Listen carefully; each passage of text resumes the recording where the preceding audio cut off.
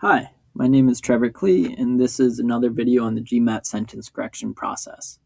In previous videos, I've covered meaning, parallelism, infinitives and participles, and then in this video, I'm going to cover independent and dependent clauses. This is going to be the last video I cover on grammar because I feel like this is the last issue that on grammar that I see people often have trouble with. After this, I'm going to be going into sentence construction. So let's talk a bit about GMAT sentence correction. So same idea as we've been talking about previously. We're always going to be looking to succinctly and correctly convey the intended meaning of the sentence. So we always start with meaning first and then grammar. So even though, this video today is about grammar, I want to emphasize that it's a big part about how the grammar intersects and helps with the meaning. So let's go over this process quickly. So as we've talked about before, our first step in the process is always finding the exact meaning, or why did the author include the underlined phrase.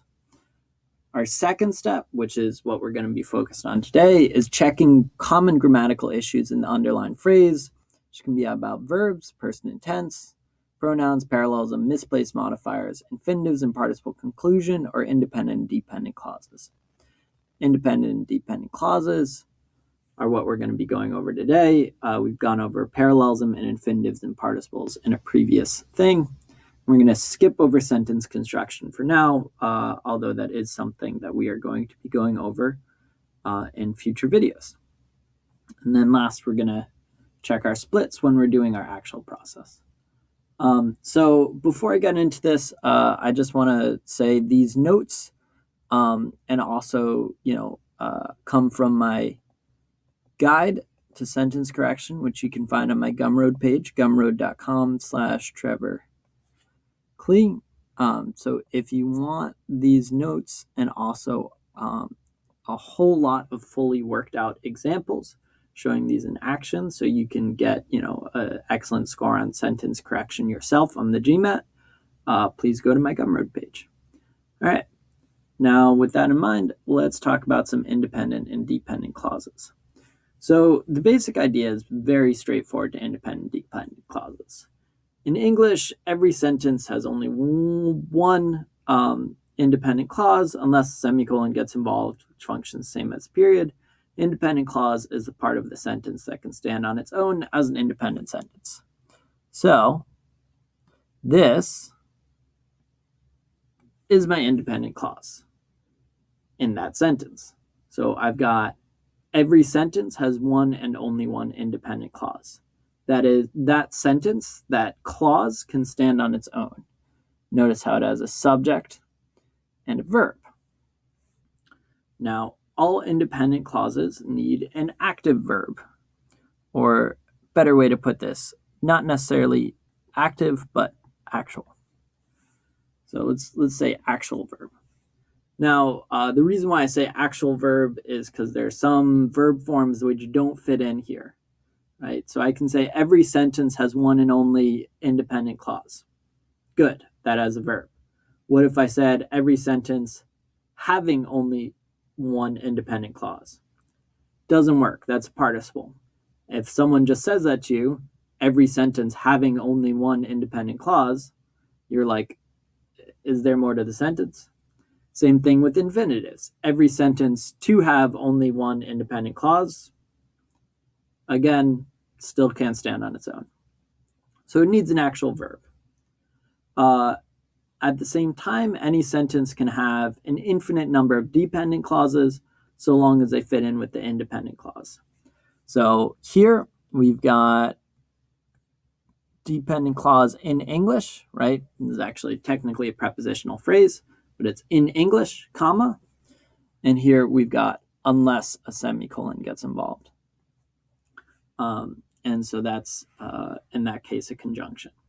So here we've got in English, unless a semicolon gets involved. Okay, cool. So this makes sense. Hopefully, we've got our independent clause. Meaning-wise, the independent clause needs to be the most important takeaway of the sentence. So meaning-wise, and this is how grammar intersects with meaning, we need to make sure that we're saying, okay, this is what you need to pay attention to.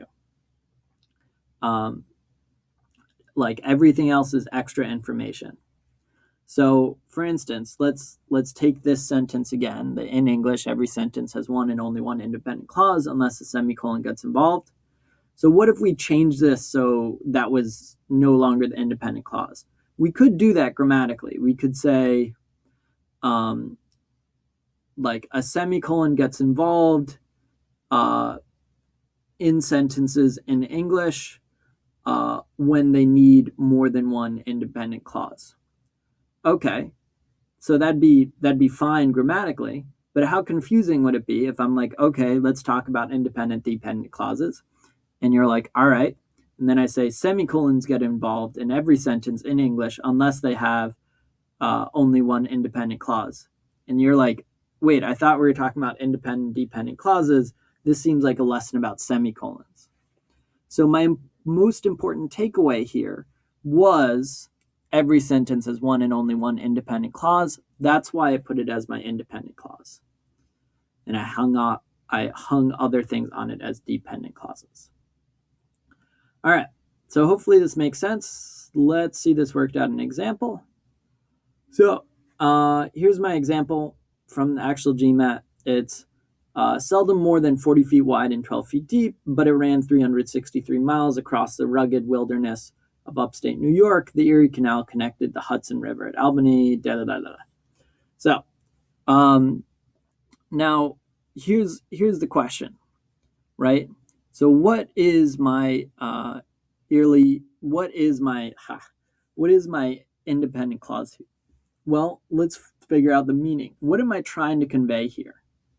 I'm trying to convey something about the Erie Canal, right? My most important takeaway is that the Erie Canal connected the Hudson River at Albany to the Great Lakes at Buffalo.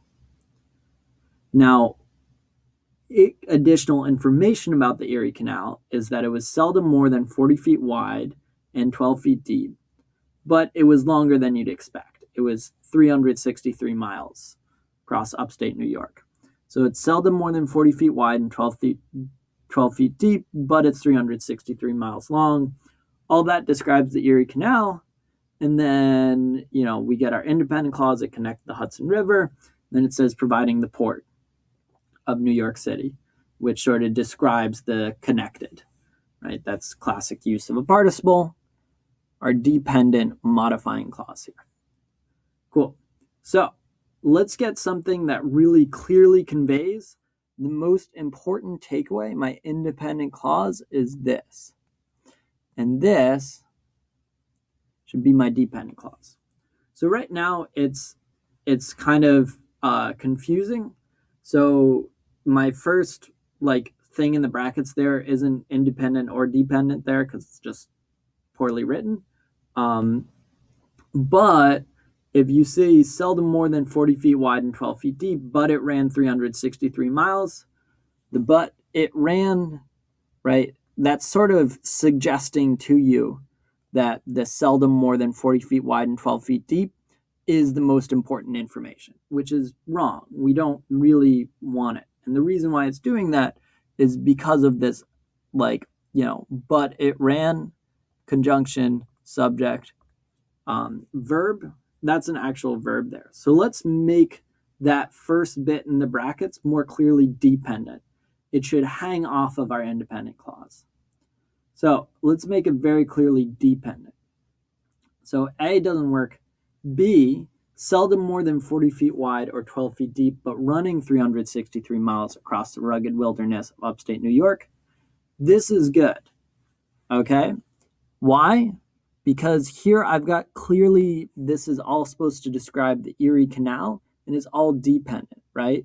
The Erie Canal was seldom more than 40 feet wide.